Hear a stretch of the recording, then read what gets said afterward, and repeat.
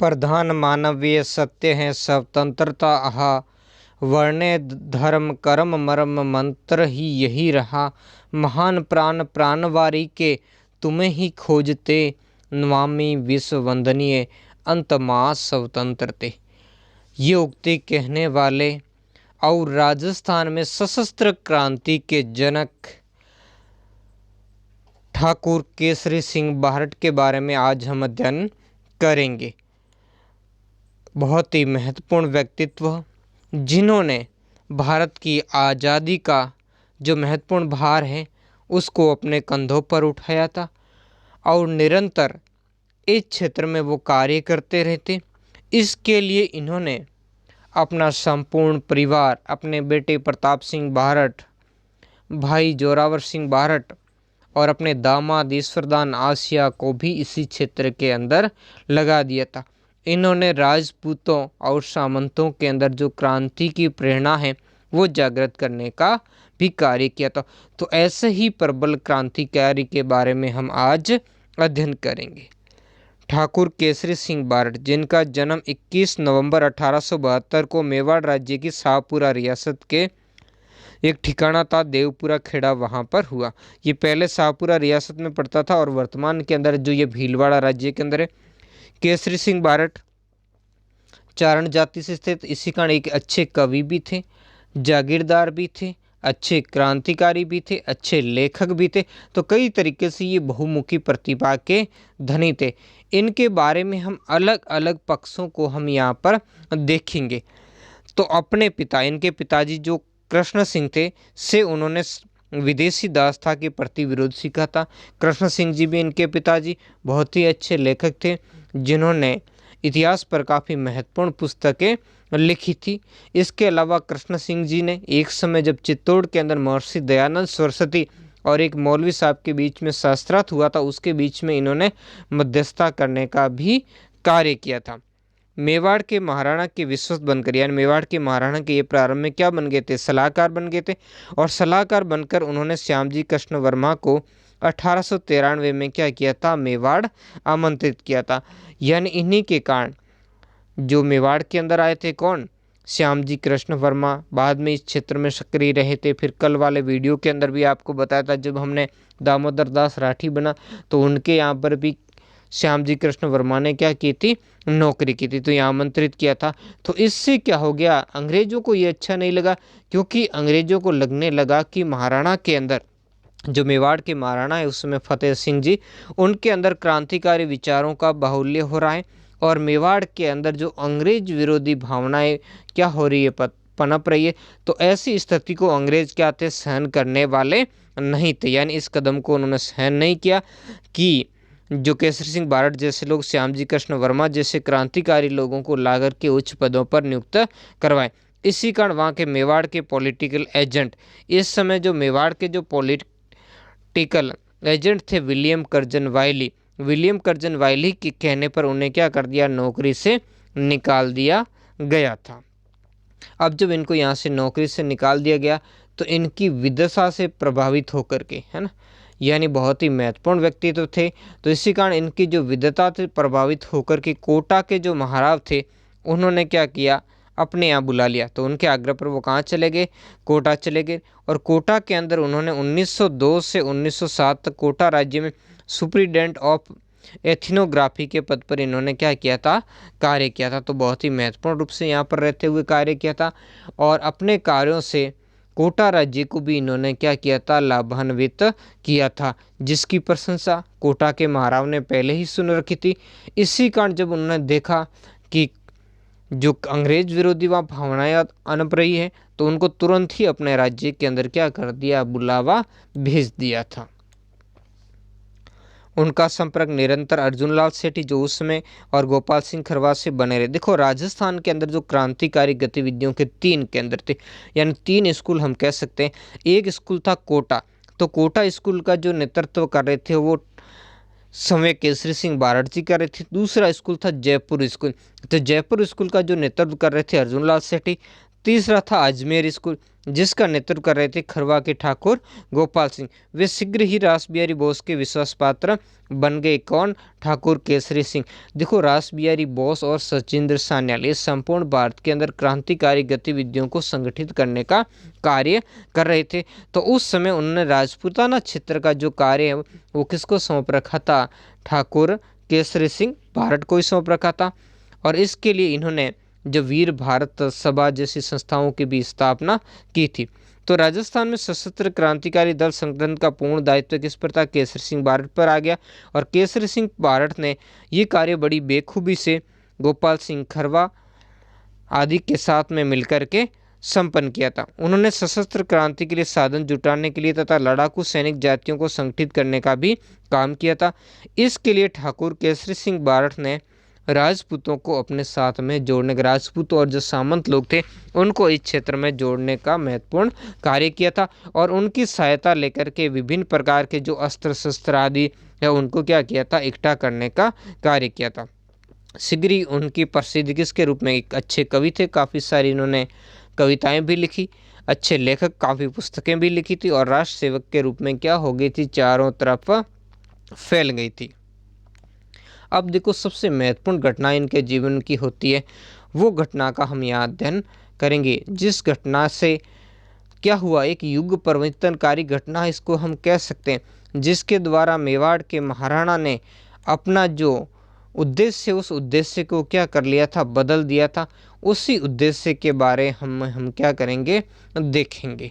1903 के अंदर जब मेवाड़ के महाराणा फतेह सिंह ने दिल्ली दरबार में जाने की स्वीकृति दी, 1903 के अंदर उस समय के तत्कालीन जो भारत के गवर्नर जनरल थे लॉर्ड कर्जन, उन्होंने दिल्ली के अंदर क्या किया था? दरबार का आयोजन किया था।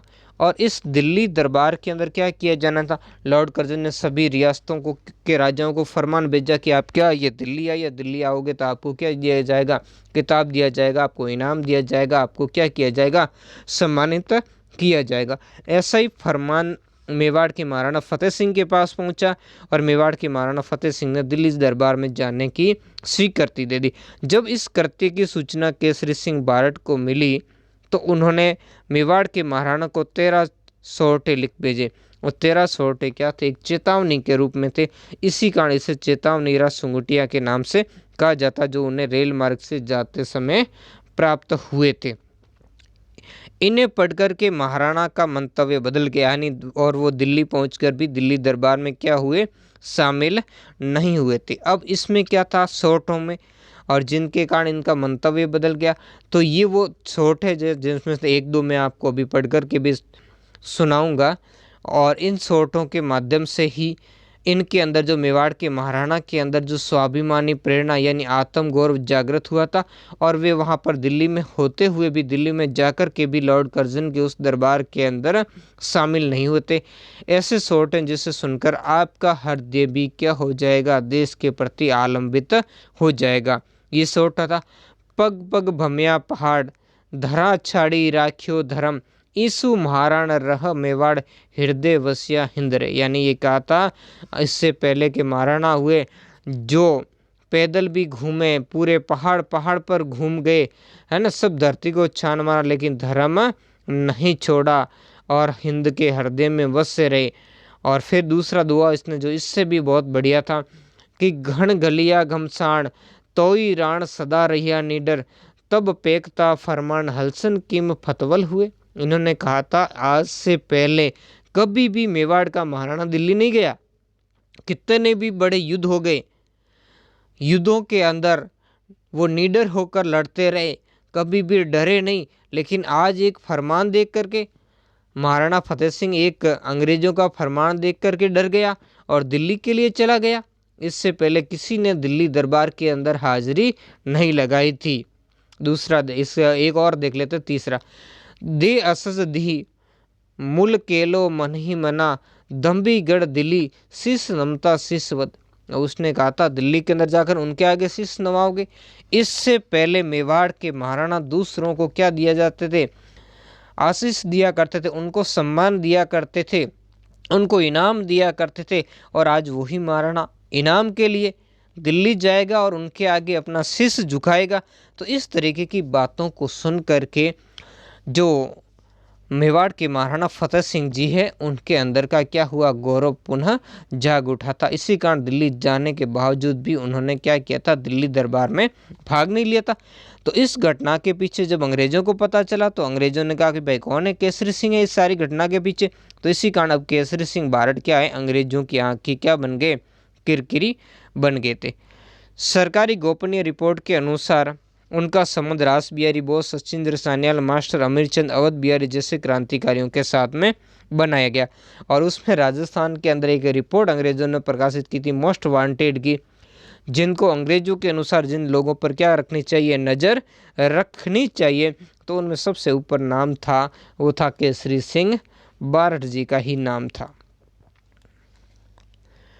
उन पर राजद्रोह, ब्रिटिश फौज के भारतीय सैनिकों को शासन के विरुद्ध भड़काने, षड्यंत्र में शामिल होने के साथ साथ प्यारे राम नामक साधु की हत्या का भी आरोप लगाया गया। यह महत्वपूर्ण ध्यान रखना, प्यारे राम नामक जो साधु थे उनकी हत्या का आरोप इनके ऊपर लगाया गया था और इसके कारण इनको क्या मिली थी, सजा भी मिली थी। अब क्या है प्यारे राम साधु हत्याकांड, उसके बारे में हम थोड़ा सा जान लेते हैं।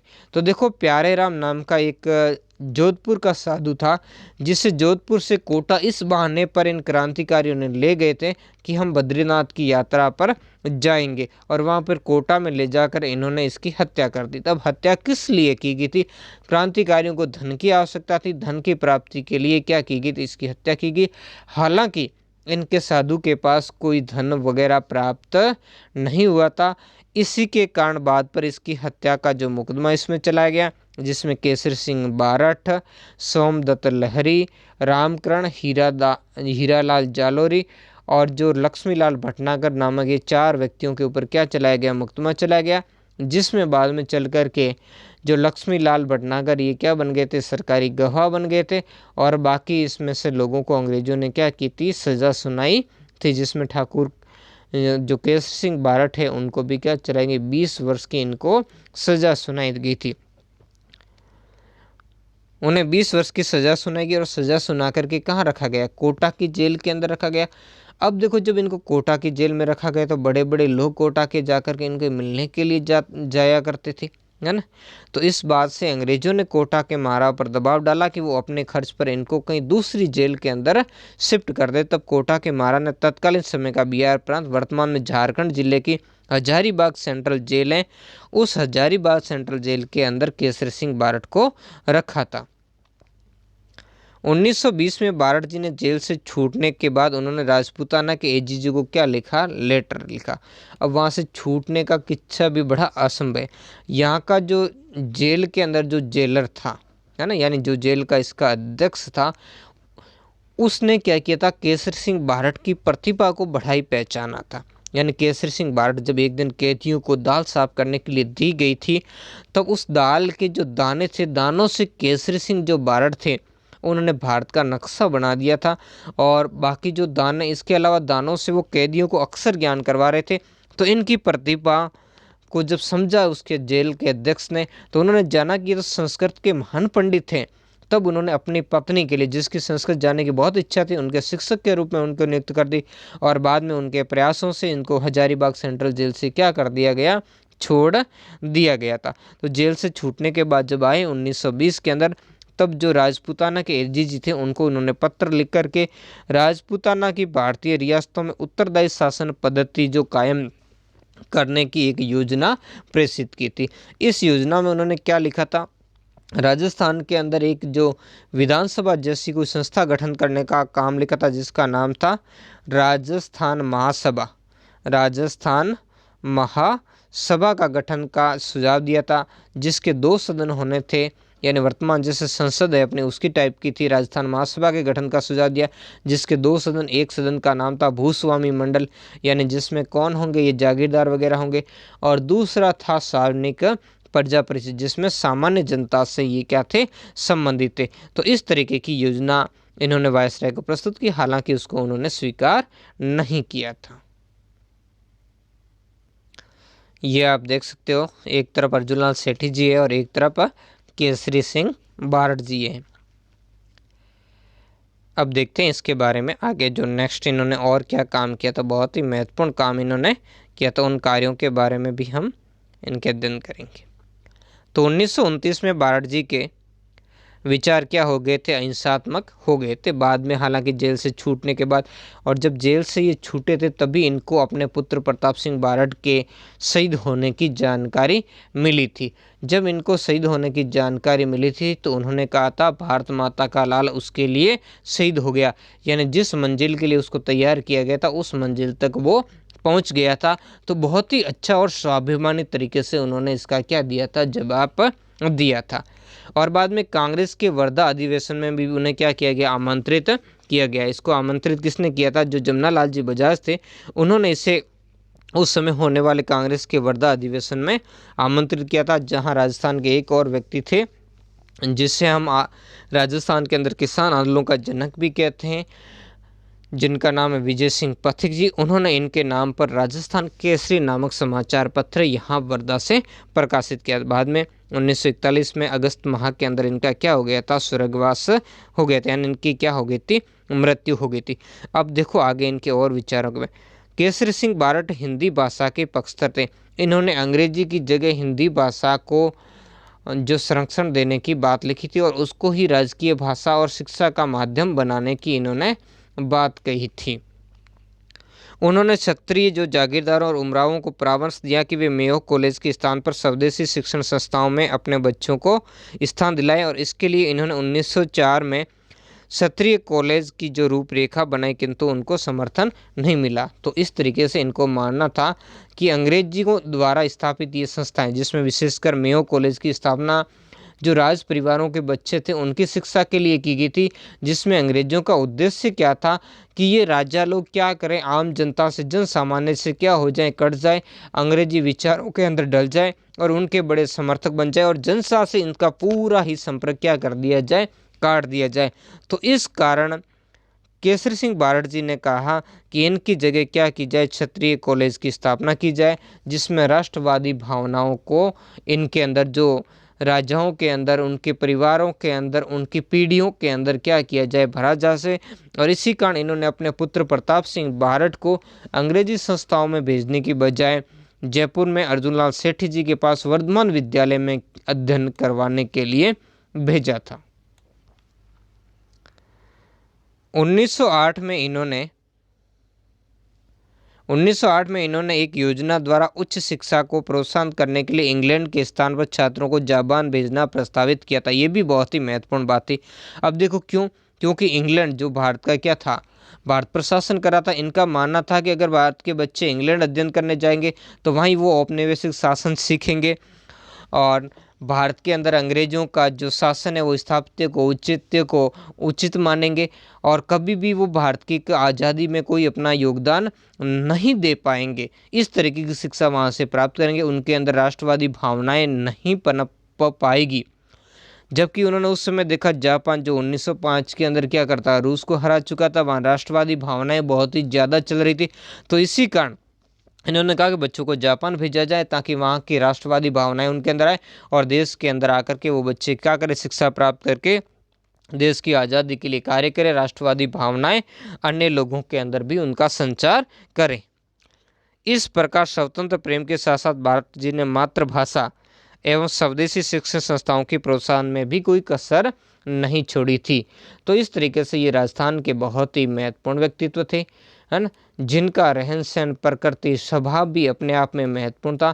इन्होंने शिक्षा के लिए बहुत सारा प्रयास भी किया था, कई पुस्तकालय भी इन्होंने स्थापित किए थे। हालांकि ये सब कुछ इनका स्वतंत्रता की वेदी के समय इनसे छीन लिया गया, लेकिन अंत समय तक इन्होंने क्या किया था, अपने उद्देश्य पर अडिग रहे थे। कैसा लगा ये पाठ, कमेंट करके ज़रूर बताएं। धन्यवाद।